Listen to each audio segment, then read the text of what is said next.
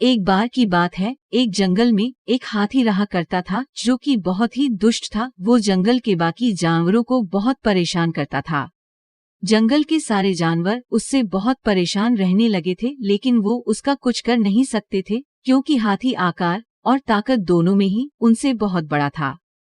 एक दिन वो हाथी कहीं जा रहा तो उसे रास्ते में एक पेड़ दिखा। उस पेड़ पर कुछ चिड़िया रहती थी तथा उनके घोंसले भी थे जिनमें उनके अंडे थे। इसके अलावा उस पेड़ पर और भी कई जानवर रहते थे जैसे कीड़े, मक्खी और गिलहरी आदि। उस पेड़ को देखकर हाथी ने उनसे शरारत करने की सोची। उसने अपनी सूंड से जोर जोर से पेड़ की टहनियों को हिलाना शुरू कर दिया। उस पेड़ पर रहने वाले सभी जानवर बहुत डर गए और उन्होंने जोर जोर से आवाजें निकालना शुरू कर दिया, लेकिन हाथी ने उनकी आवाज न सुनी। वो टहनियों को हिलाए जा रहा था। चिड़िया अपने घोंसले और अंडों को बचाने की कोशिश कर रही थी, लेकिन वो सिर्फ अपना घोंसला बचा पाई। उसके अंडे नीचे गिरकर टूट गए। ऐसे ही बाकी चिड़ियों के अंडे भी टूट गए।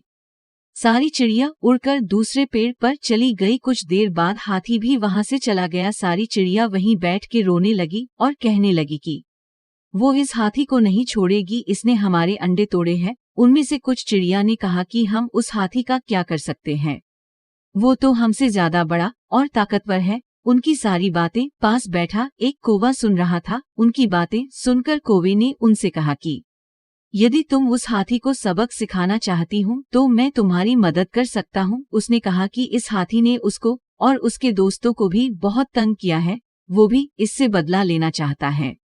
तब सभी चिड़ियों ने उससे कहा कि हम उसका क्या कर सकते हैं। तब कौवे ने कहा कि एकता में बल होता है, हम सब साथ मिलकर उसे सबक सिखा सकते हैं। कौवे ने कहा कि मेरा एक दोस्त मेढक भी है, हम उसकी मदद भी ले सकते हैं और हम कुछ और दोस्तों की मदद भी ले सकते हैं।